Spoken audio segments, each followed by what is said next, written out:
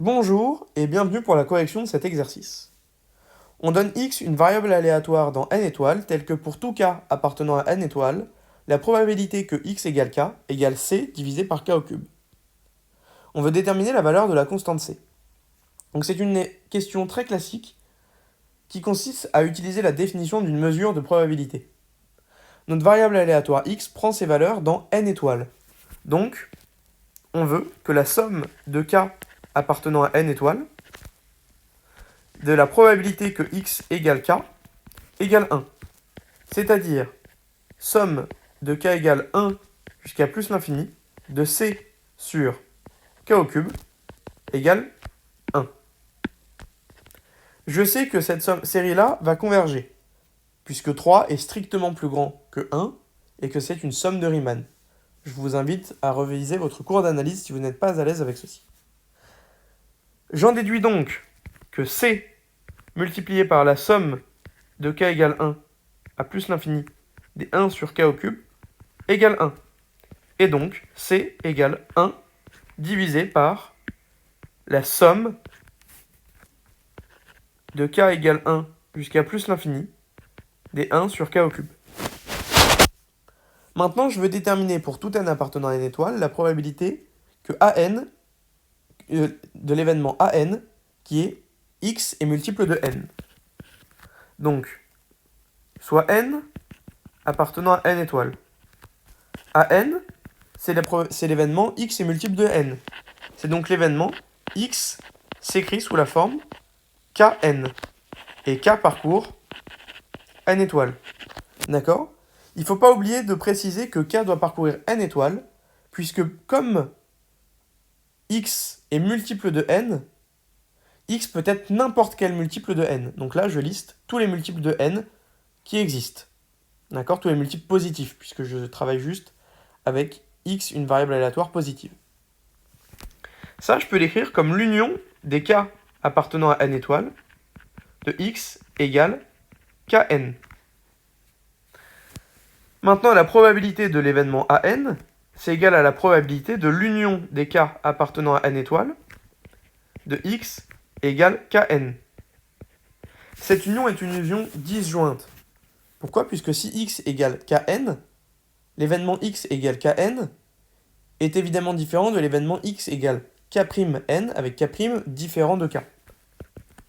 Donc c'est égal à la somme de k égale 1 à plus l'infini de la probabilité que x égale kn. C'est égal à la somme de k égale 1 jusqu'à plus l'infini de 1 de c divisé par kn au cube. C'est donc égal, je peux faire sortir ma constante c. Je peux également faire sortir mon n au cube. Somme de k égale 1 à plus l'infini des 1 sur k au cube.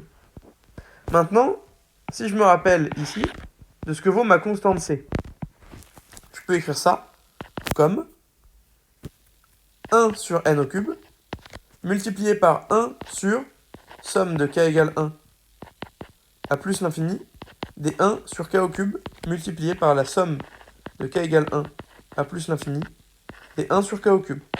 Ces deux termes s'annulent. J'obtiens juste 1 sur n au cube. Et maintenant, dernière question. Je veux une condition sur n et m pour que les événements an et am soient indépendants. Alors, ils sont indépendants si et seulement si P de an, donc soit n, m, appartient à n étoiles. Soit n, m, appartient à n étoiles.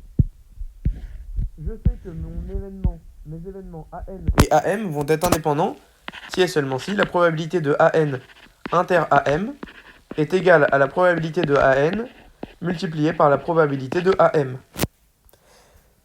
Très bien. Qu'est-ce que c'est que l'événement an inter am? Bah, par définition, c'est de dire que x est multiple de n et x est multiple de m. Maintenant, cet événement-là, il va être égal si et seulement si n et m sont premiers entre eux, si et seulement si n et m sont premiers entre eux, a, x est multiple de nm. Donc, à l'événement ANM. Très bien. Donc la probabilité de AN inter AM égale la probabilité de ANM égale 1 égale C divisé par NM au cube. Mais la probabilité de AN multipliée par la probabilité de AM est égale à C divisé par N au cube multiplié par C divisé par M au cube. Pardon, mon événement AN, on a calculé tout à l'heure, c'est pas C divisé par NM au cube, c'est 1 divisé par NM au cube. Voilà, on l'a calculé juste là. Ce calcul-là est valable pour tout n appartenant à n étoiles. Égale 1 sur nm au cube. J'en déduis, comme le passage de cette ligne-là à cette ligne-là n'est valable que si n et m sont premiers entre eux, que les événements AN et AM sont indépendants, AN et AM sont indépendants,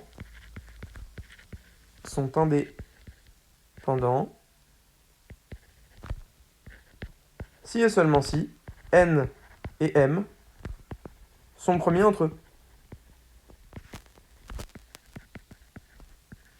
D'accord? Si N et M ne sont plus premiers entre eux, on n'a plus égalité dans ce passage-là. Finalement, on n'obtient plus le même événement, et donc à la fin, on n'a pas la même probabilité.